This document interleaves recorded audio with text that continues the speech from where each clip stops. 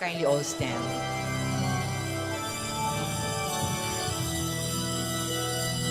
Let us go to the altar of God, the God of our gladness and joy. Let us enter the courts of the house of the Lord and sing to the glory of God, and sing to the glory of God.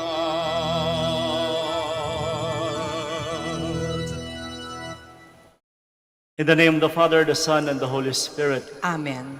The Lord be with you. And with your spirit. Magandang umaga po sa inyong lahat and welcome to the Minor Basilica of Our Lady of the Rosary of Manaoag. Today is a very special day because in the Catholic Church we celebrate the dedication of the Basilica of Saint Mary Major. Isa po to sa mga malalaking basilika sa buong mundo dedicated to Blessed Mother. Major Basilica po sa Roma.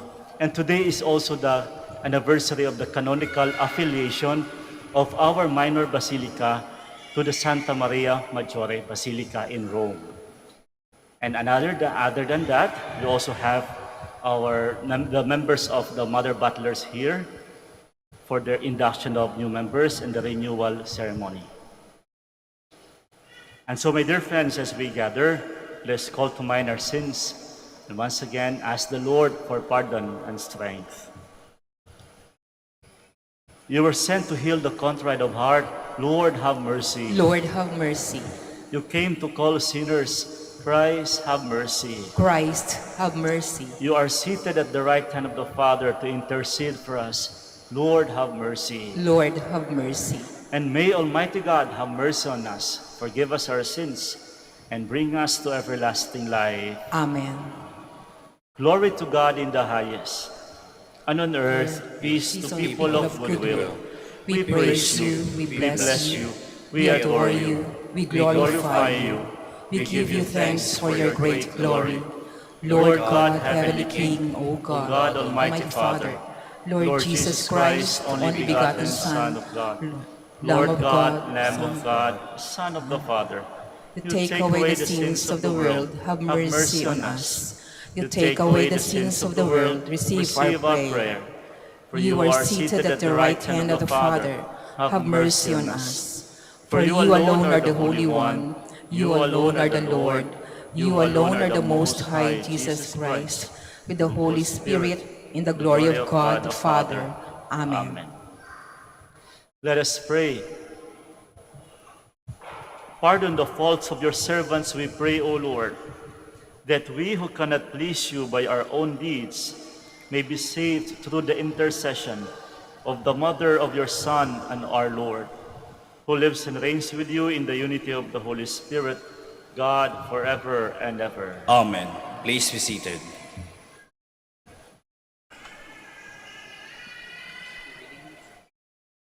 A reading from the book of the prophet Nahum. See, upon the mountains there advances the bearer of good news, announcing peace. Celebrate your feast, O Judah. Fulfill your vows, for nevermore shall you be invaded by the scoundrel. He is completely destroyed. The Lord will restore the vine of Jacob, the pride of Israel. The ravagers have ravaged them and ruined the tendrils. Woe to the bloody city all lies, full of plunder, whose looting never stops. The crack of the whip, the rumbling sounds of wheels, horses gallop, chariots bounding, cavalry charging, the flame of the sword, the flash of the spear, the many slain, the heaping corpses, the endless bodies to stumble upon. I will cast filth upon you, disgrace you, and put you to shame, till everyone who sees you runs from you, saying, Nineveh is destroyed. Who can pity her? Where can one find any to console her? The word of the Lord. Thanks be to God. It is I who deal death and give life. It is I who deal death and gave life.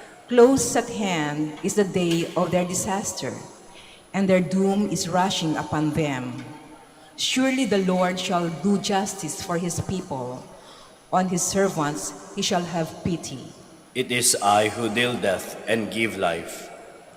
Learn then that I alone, am God, and there is no God besides me. It is I who bring both death and life, I who inflict wounds and heal them. It is I who deal death and give life. I will sharpen my flashing sword, and my hand shall lay hold of my quiver. With vengeance I will repay my foes, and requite those who hate me. It is I who deal death and give life. Please stand. Hallelujah, hallelujah, hallelujah, hallelujah. Blessed are they who are persecuted for the Hallelujah, hallelujah, hallelujah, hallelujah. The Lord be with you. and with your spirit. A reading from the Holy Gospel according to Matthew. Glory to you, O Lord. Jesus said to his disciples, "Whoever wishes to come after me must deny himself, take up his cross, and follow me. For whoever wishes to save his life will lose it, but whoever loses his life for my sake will find it. What profit would there be for one to gain the whole world and forfeit his life?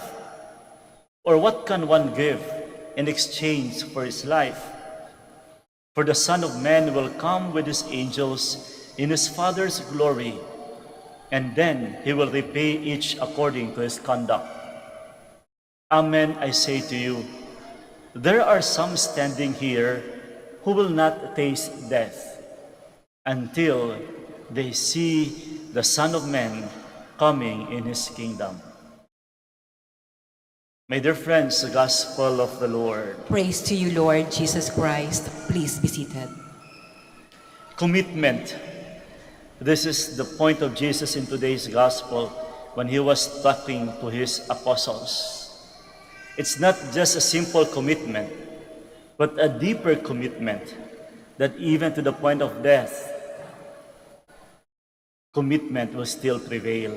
Yung tipong kahit po sa kamatayan, angat pa rin po ang pangakong sumunod sa Kanya. And that is why this is really challenging. It's not that easy. Look at the words used in today's gospel. That if you want to really commit your life to follow Him, first of all, you have to deny yourself. You have to take up this cross. That even to the point of death, dapat andun pa rin yung pangako mong sumunod sa Kanya. It's not easy. Sabi nga nila, it takes a miracle for this to happen. Hindi ho madali ang sumunod sa Diyos. Kailangan po ng himala. Kailangan ng himala upang tayo makasunod sa Diyos. And indeed, tama po yun. And this can be possible. Why? Because we have grace from Him. May grasya po ang Diyos. And if we are just so firm in our commitment, automatic po yan. Kaya we have to do first these things. Kasi ang grasya ng Diyos, hindi yan automatic. Kailangan muna ng proseso. At sometimes, mararamdaman mo yung grasya ng Diyos if you have to begin with denying yourself. Having those sacrifices in life. Kapag buo, matibay yung pananampalataya at pangako mo na sumunod sa Kanya, andun yung sakripisyo. Yung sinasabi ko ang self-denial, then eventually, unti-unti mo mararamdaman yung grasya ng Diyos. At kapag may grasya ng Diyos, himala. Tiyak may himala. That even to the point of our own ways of following Jesus, it can be a miracle to other people.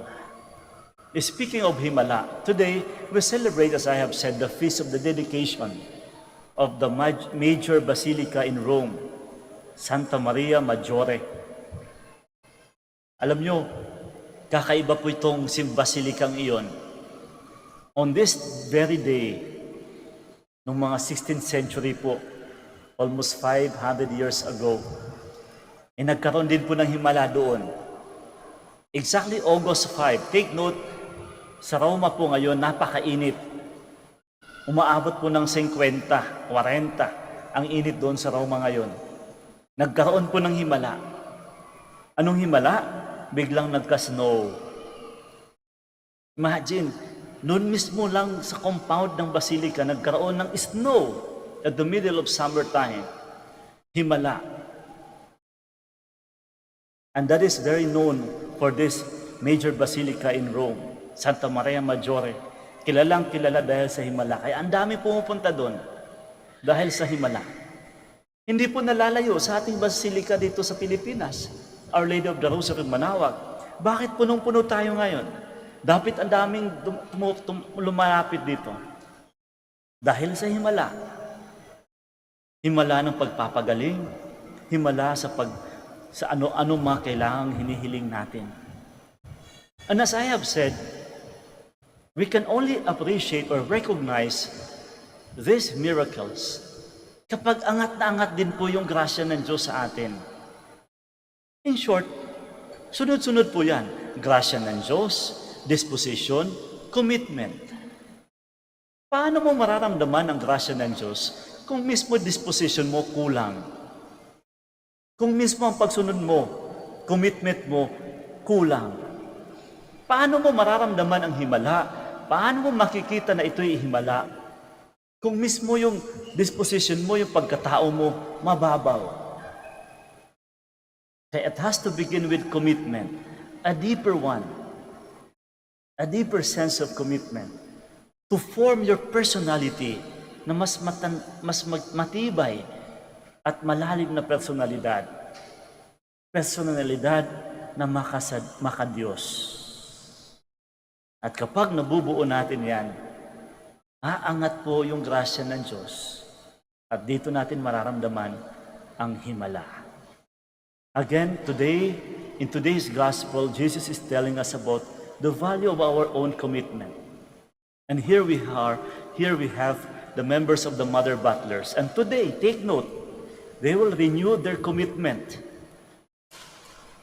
Magre-renew po kayo na inyong commitment. And thanks God that you're given this chance to renew again. Renewal is a gift. It's another chance, a second chance for all of you. And I just hope at this time, make the best out of this. Deepen your personality. Strengthen your commitment. It's not simply about the title.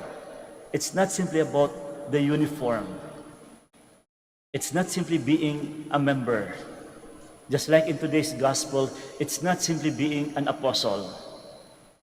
Jesus cares so much of the commitment. Our commitment as Catholics.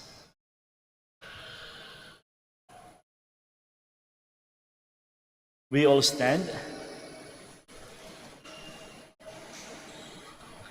By self-denial, we take up the cross each day, walking in the footsteps of our Master. Let us pray for others, and so cast off the selfishness which keeps us apart from God. And for every petition we shall say, Lord, hear our prayer. Lord, hear our prayer. That our Pope and bishops may carry the cross of pastoral care and responsibility with selfless sacrifice of their duties. Let us pray to the Lord. Lord, hear our prayer. That we may give wholehearted support in upholding the truth and in opposing the subtle influences of evil. Let us pray to the Lord. Lord, hear our prayer. That those who are victims of oppression may finally gain justice freedom, and peace, let us pray to the Lord. Lord, hear our prayer. That those who suffered and died in faith may gain their heavenly reward, let us pray to the Lord. Lord, hear our prayer. May dear friends, in silence, we offer to God all our needs, petitions, and prayers, while seeking for the intercession of Our Lady of the Rosary of Manaoag.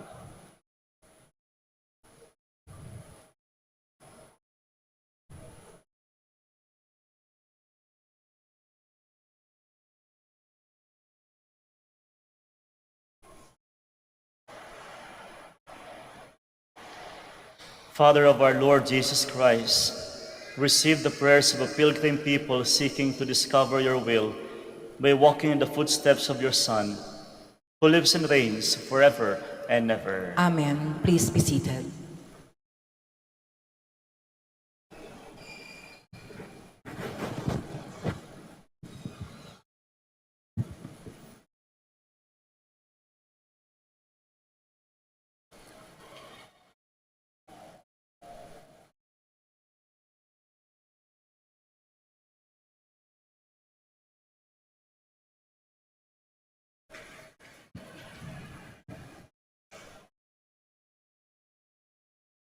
Blessed are you, Lord God of all creation, for through your goodness we have received the bread we offer you.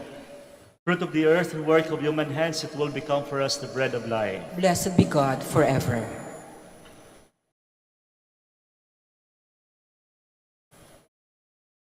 Blessed are you, Lord God of all creation, for through your goodness we have received the wine we offer you. Fruit of the vine and work of human hands, it will become our spiritual drink. Blessed be God forever.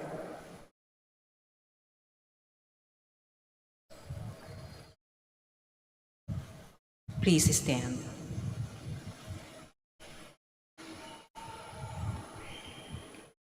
Pray, my dear friends, that my sacrifice and yours may be acceptable to God the Almighty Father. May the Lord accept the sacrifice at your hands for the praise and glory of his name, for our good and the good of all his holy church. Receive, O Lord, we ask the prayers of your people with sacrificial offerings, that through the intercession of Blessed Mary, the mother of your Son, no petition may go unanswered, no request be made in vain. Through Christ our Lord. Amen. The Lord be with you. And with your spirit, Lift up your hearts. we lift them up to the Lord. Let us give thanks to the Lord our God. It is right and just.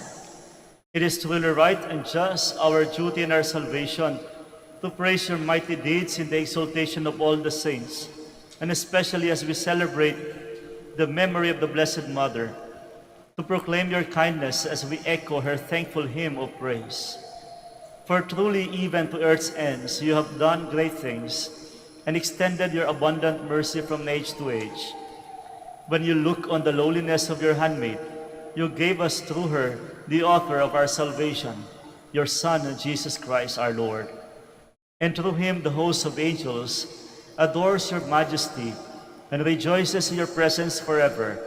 And may our voices, we pray, join with theirs in one chorus of exultant praise as we acclaim. Holy, holy, holy Lord God of hosts, heaven and earth are full of your glory. Hosanna in the highest. Blessed is he who comes in the name of the Lord. Hosanna in the highest. Please kneel. You are indeed holy, O Lord, the fount of all holiness. Make holy, therefore, these gifts, we pray, by sending down your Spirit upon them like the dewfall, so that they may become for us the body and blood of our Lord Jesus Christ.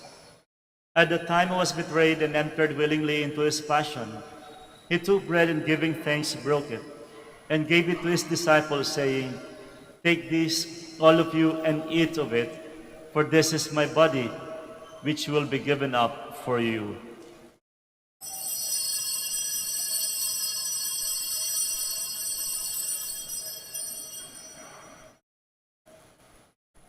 In a similar way, when supper was ended, he took the chalice, and once more giving thanks, he gave it to his disciples, saying, "Take this, all of you, and drink from it, for this is the chalice of my blood, the blood of the new and eternal covenant, which will be poured out for you and for many for the forgiveness of sins.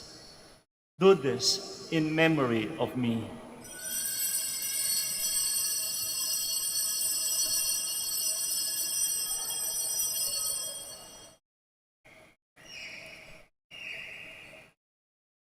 The mystery of faith. We proclaim your death, O Lord, and profess your resurrection until you come again. Therefore, as we celebrate the memorial of his death and resurrection, we offer you, Lord, the bread of life and the chalice of salvation, giving thanks that you have held us worthy to be in your presence and minister to you. Humbly we pray that partaking of the body and blood of Christ, we may be gathered into one by the Holy Spirit. Remember, Lord, your church is spread throughout the world, and bring her to the fullness of charity, together with Francis our Pope, Socrates our Bishop, and all the clergy. Remember also our brothers and sisters who have fallen asleep in the hope of the resurrection, and all who have died in your mercy. Welcome them into the light of your face. Have mercy on us all, we pray, that with the Blessed Virgin Mary, the Mother of God, Saint Joseph, her spouse, with the blessed apostles, and all the saints who pleased you throughout the ages, we may merit to be co-heirs to eternal life, and may praise and glorify you through your Son, Jesus Christ. Through him, and with him, and in him, O God, Almighty Father, in the unity of the Holy Spirit, all glory and honor is yours, forever and ever. Amen. Please stand. At the Savior's command and formed by divine teaching, we dare to say,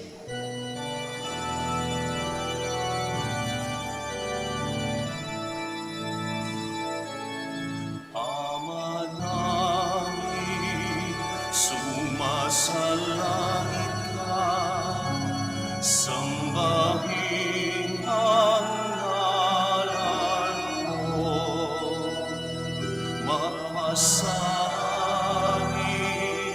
ang kaharian mo, sundin ang loob mo. Dito sa lupa, para ng sa langit, bigyan mo po kami ngayon ng aming kakanin sa araw-araw, at patawarin mo kami sa aming mga sala, para ng pagpapatawad namin sa nagkakasala sa amin. Patupad mo kami ni Pangin dulot sa tukso, at iadya mo kami sa lahat ng masama. deliver us, Lord, we pray, from every evil. Graciously grant peace in our days, that by the help of your mercy we may be always free from sin and safe from all distress, as we await the blessed hope and the coming of our Savior Jesus Christ. For the kingdom, the power, the glory are yours, now and forever.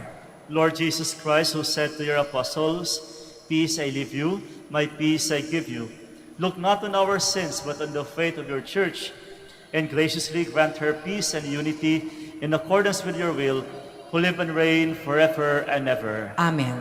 The peace of the Lord be with you always. And with your spirit. And now let us offer each other the sign of peace. Peace be with you all.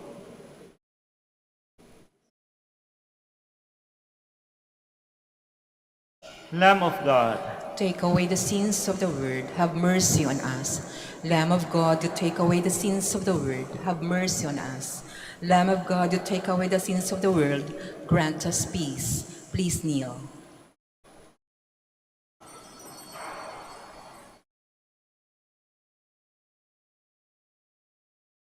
My dear friends, behold the Lamb of God. Behold him who takes away the sins of the world. Blessed are those called to the supper of the Lamb. Lord, I am not worthy that you should enter under my roof, but only say the word, and my soul shall be healed.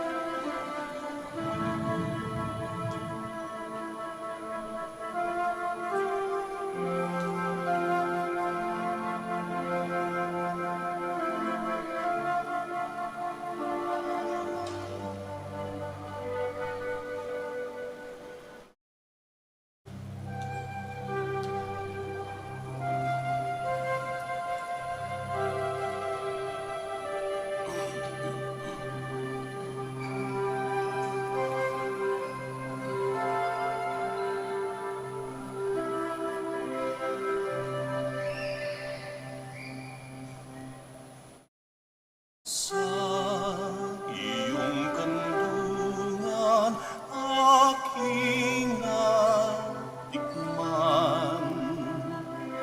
ang unang pagmamahal.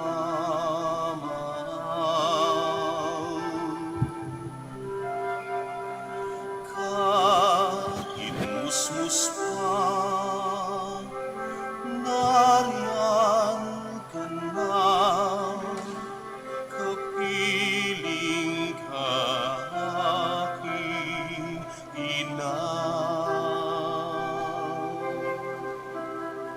Hanggang sa pagtulog, ikaw ang kasama. Hanggang sa buong magdamag.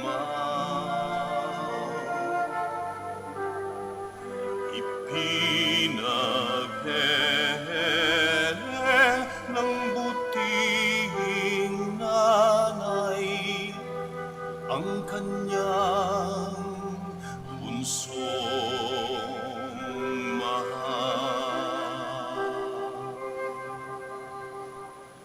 Kahit kailan, kahit saan, laman ka ng alaala.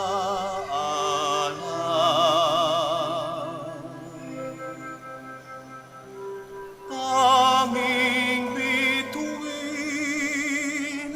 sa aking langit, tanging puso sa dibdib, inang sinisinta,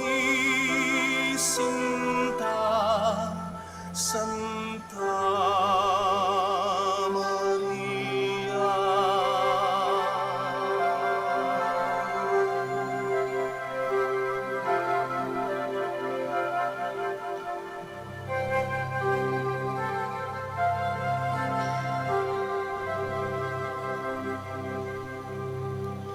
Hanggang sa pagtulog, ikaw ang kasama.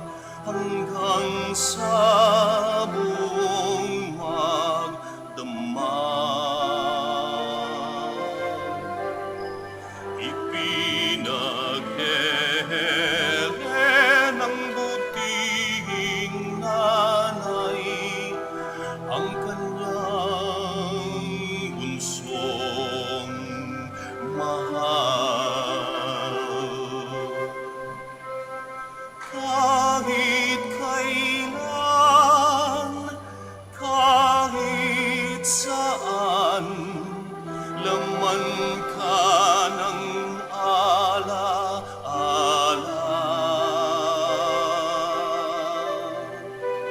tanging bituin sa aking langit, tanging puso sa dibdib, inang sinisinta santa.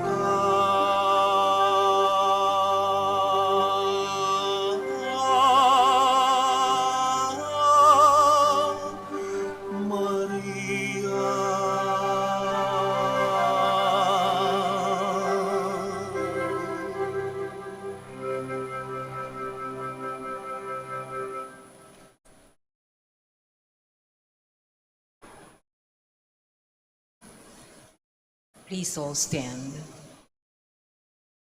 Let us pray. As we receive this heavenly sacrament, we beseech you, Lord, your mercy, that we who rejoice in commemorating the Blessed Virgin Mary may, by imitating her, serve worthily the mystery of our redemption. Through Christ our Lord. Amen. The Lord be with you, And with your spirit. and may Almighty God bless you all, the Father, and the Son, and the Holy Spirit. Amen. Our Mass is ended. We go in peace. Thanks be to God. Prayer for the blessing of the sick and the blessing of all your religious articles. Our help is in the name of the Lord. Who made heaven and earth. God, our Almighty Father, by your blessing you give us strength and support in our frailty. Turn with kindness toward our sick brothers and sisters. Free them from all illness and restore them to good health through the intercession of Our Lady of the Rosary of Manaoag, so that in the sure knowledge of your goodness they will gratefully bless your holy name. We ask this through Christ our Lord. Amen. In memory of the mysteries of the life, death, and resurrection of our Lord Jesus Christ, and to the honor and glory of the Blessed Mother, Our Lady of the Rosary of Manaoag, may all your rosaries, candles, and religious articles be blessed and made holy. In the name of the Father, and of the Son, and of the Holy Spirit. Amen. Amen.